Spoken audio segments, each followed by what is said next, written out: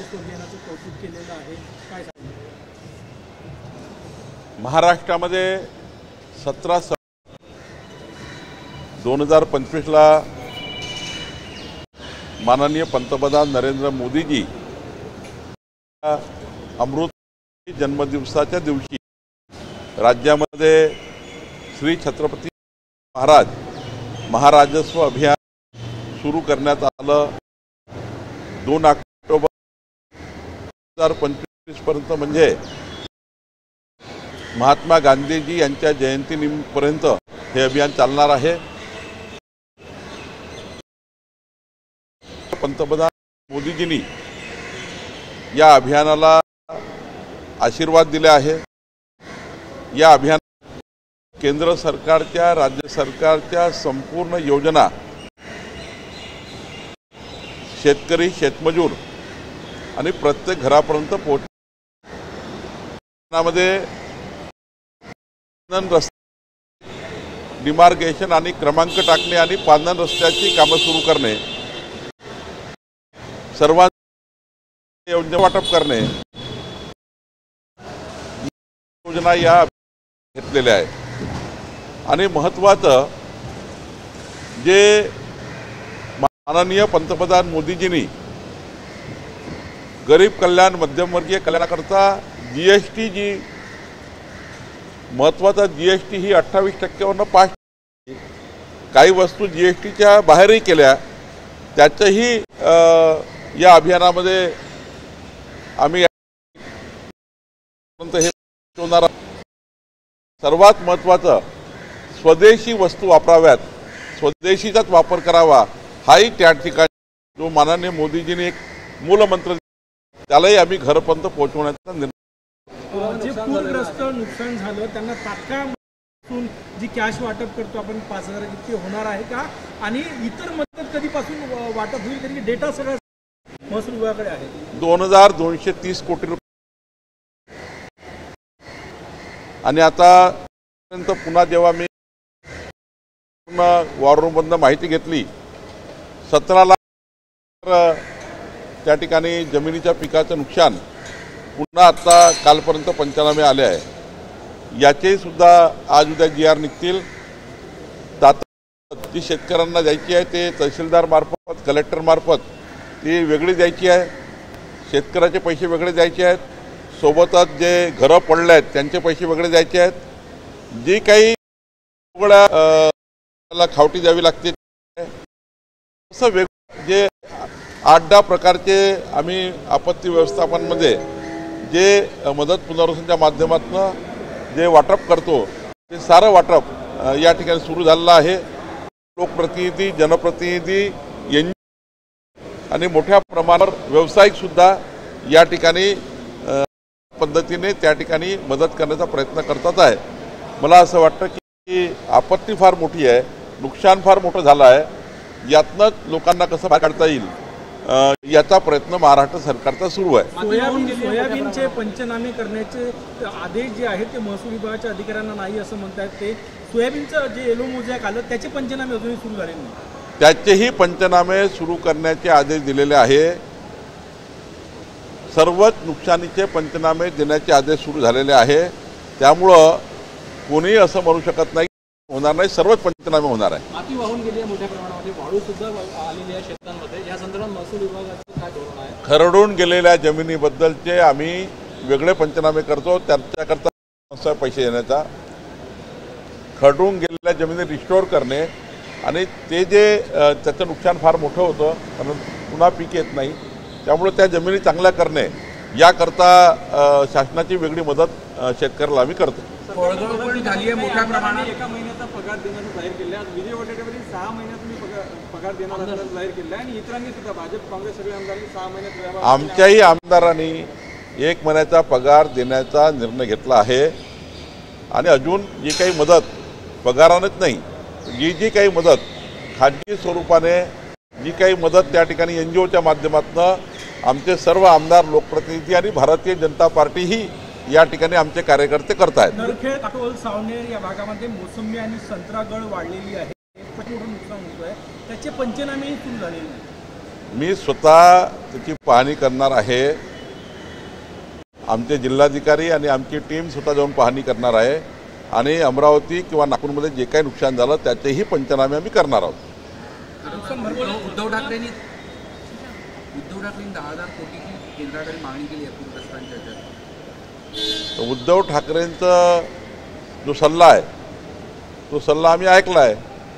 शेवटी NDRFच्या नियमाप्रमाणे जे जे काही मदत शेतकऱ्याला द्यावीची असतं आणि उद्धव ठाकरेजींनी काही जर त्यांना सांगायचं असेल तर मीडियाच्या माध्यमातून नको, एखादं पत्र वगैरे काय त्यांचं म्हणणं आहे.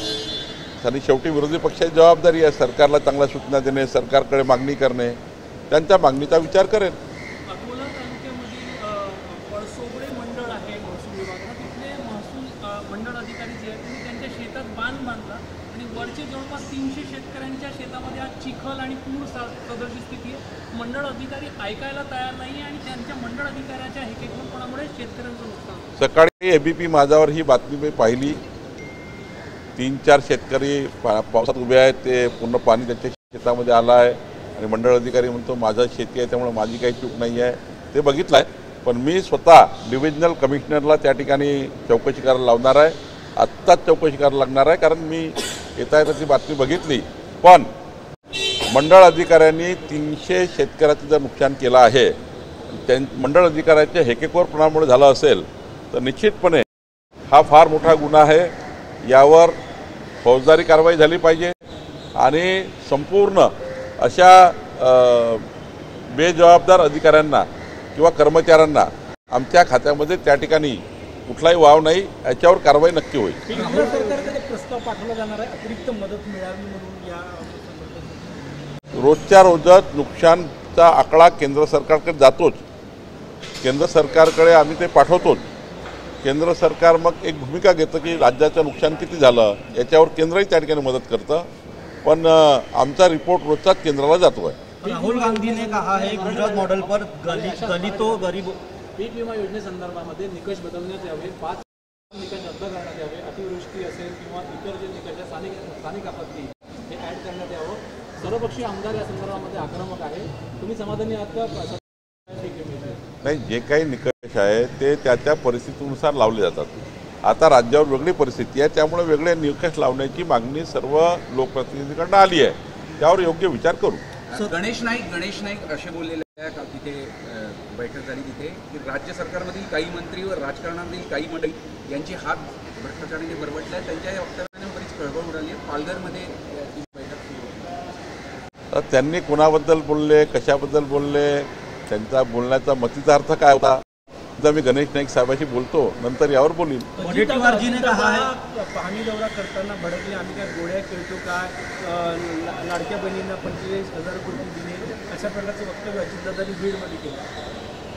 नाही, असं आहे की जेव्हा एखादा लोकप्रतिनिधी, एखादं सरकार, आमचं सरकार उत्कृष्ट काम करत आहे, मोठ्या प्रमाणावर वेगवेगळ्या पद्धतीची मदत सरकारच्या माध्यमातून खाली जाते आहे. लाडक्या बहिणीची योजना असो, शेतकऱ्याला वीज बिल मोफत असो, आता 5 वर्ष वीज बिल घेणार नाही शेतकऱ्याकडनं आम्ही, शेतकऱ्याच्या पंपाचं, असे आम्ही अनेक मोठ्या प्रमाणावर व्यक्तिगत लाभाच्या योजना, सामाजिक न्याय, आदिवासी भागातून करत असतो.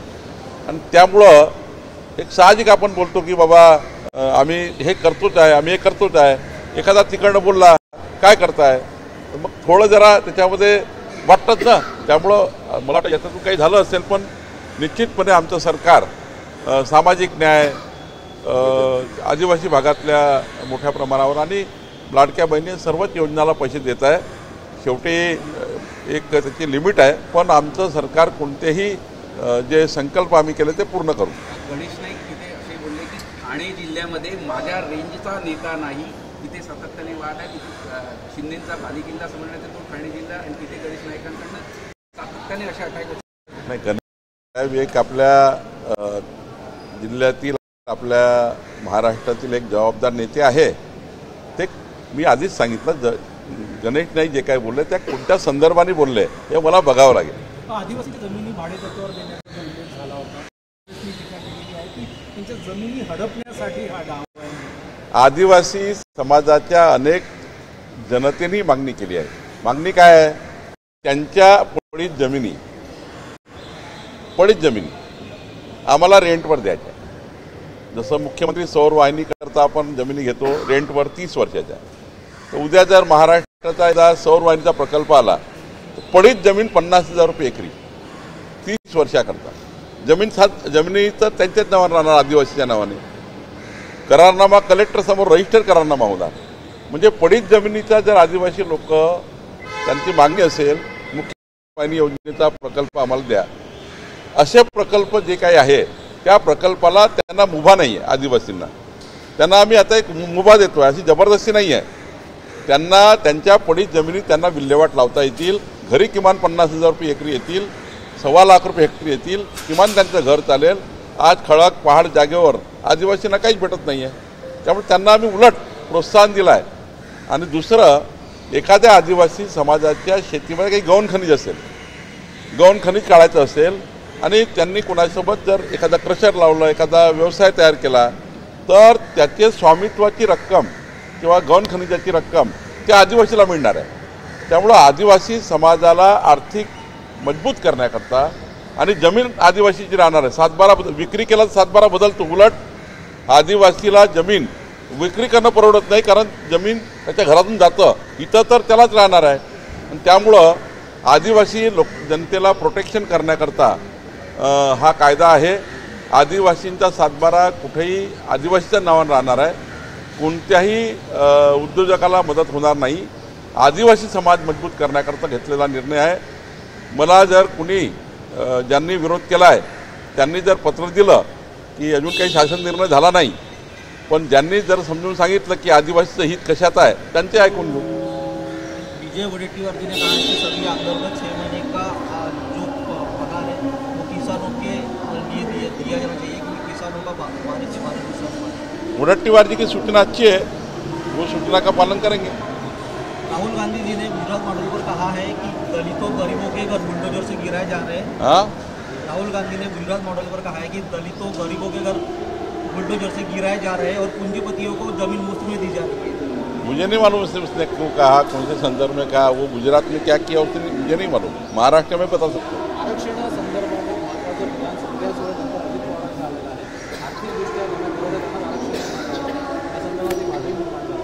आरक्षणावर महाराष्ट्रात घडून दिलं. नाही, मला वाटतं त्यांचा बोलण्याचा तात्पर्य संदर्भ असा असेल की SC STचं जे आरक्षण त्यांच्या कायम राखून, म्हणजे पर्सेंटेज कायम ठेवू, OBCचं पर्सेंटेज कायम ठेवू, त्या समाजातल्या आर्थिक दुर्बल लोकांना वर आणणे याकरता कराव्यासाठी काही सूचना मला वाटते यातून त्यांनी दिलेल्या आहे. म्हणजे एक पर्सेंटेज ऑफ SCचं सारखंच राहील, STचं सारखं ते कमी नाही होणार, पण त्या समाजातलं त्या लोकांचं आरक्षण हे जे गरीब आहे, जे आर्थिक दुर्बल आहे त्यांना मिळावं अशी भावना मला वाटते त्यांच्या बोलण्यातनं आहे.